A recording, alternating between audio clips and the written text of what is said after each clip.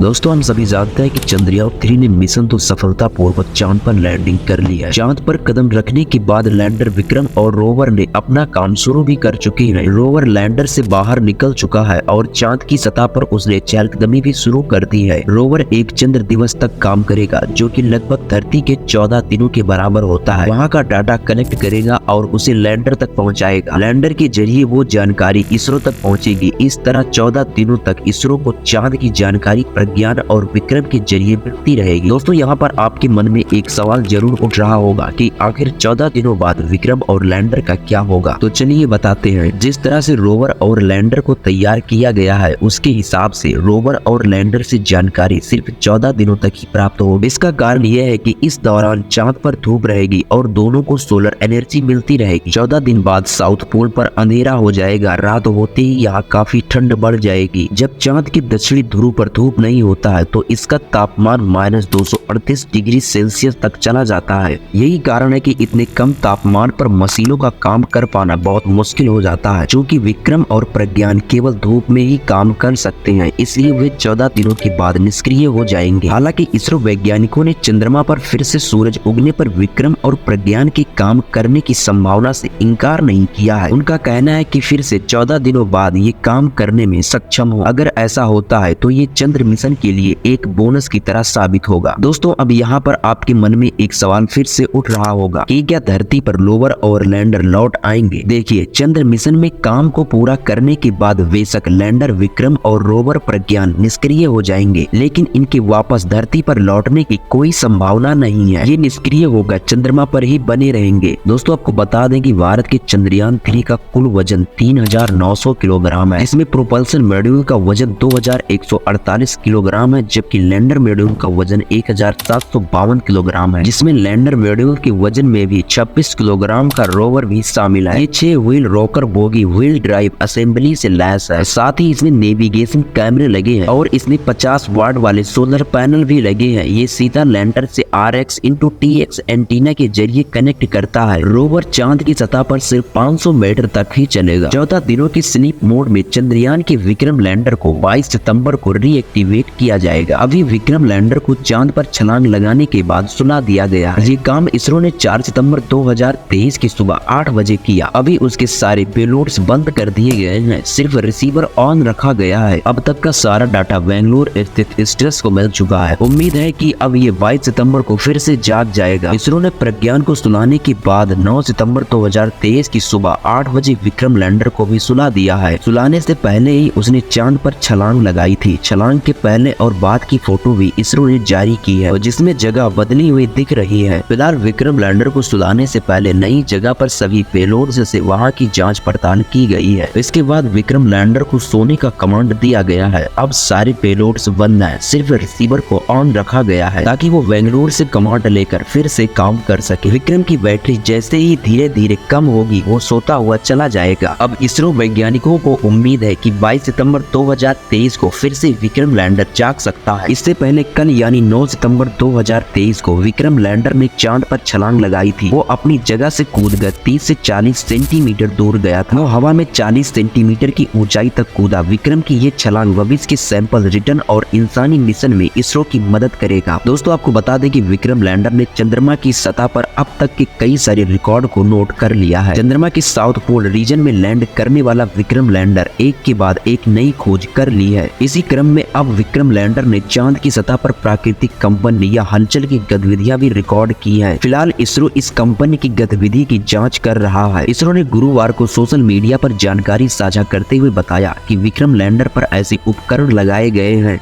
जो सतह पर होने वाली कंपन की गतिविधियों को रिकॉर्ड करने में सक्षम है। दरअसल ये उपकरण प्रज्ञान रोवर और दूसरे पेलोड्स में हुई गतिविधियों को रिकॉर्ड करने में कामयाब रहे हैं। इन उपकरणों ने ही गुरुवार को चंद्रमा की सतह पर सिस्मिक एक्टिविटी का पता लगाया है। इसरो ने अपनी सोशल मीडिया पोस्ट में कहा, चांद पर सिस्मिक एक्टिविटी का पता लगाने के लिए भेजे गए माइक्रो इलेक्ट्रिको मैकेनिकल सिस्टम बेस्ड उपकरण instrument for the lunar seismic activity ELISA payload ने चांद की सतह पर रोवर और दूसरे पेलोड में कंपन रिकॉर्ड किया है। अब तक विक्रम लैंडर ने चांद की सतह पर कई सारी जानकारियों को रिकॉर्ड कर लिया है। फिलहाल अभी के लिए विक्रम लैंडर को सुला दिया गया है। इसे फिर से 22 सितंबर 2023 को फिर से रीएक्टिवेट किया जाएगा। चांद से मिली अब तक की सभी जानकारी इसरो ने साझा किया है और आने वाले समय में इसरो द्वारा इंफॉर्मेशन दी जाएगी। आज की वीडियो में बस इतना ही। दोस्तों अगर आपको जानकारी अच्छी लगी हो तो वीडियो को लाइक कर दीजिए, साथ में चैनल को सब्सक्राइब करना ना भूलें। जल्दी मिलेंगे चंद्रयान 3 से कुछ नई जानकारियों को लेकर, तब तक के लिए खुश रहिए, मस्त रहिए। जय हिंद, वंदे मातरम।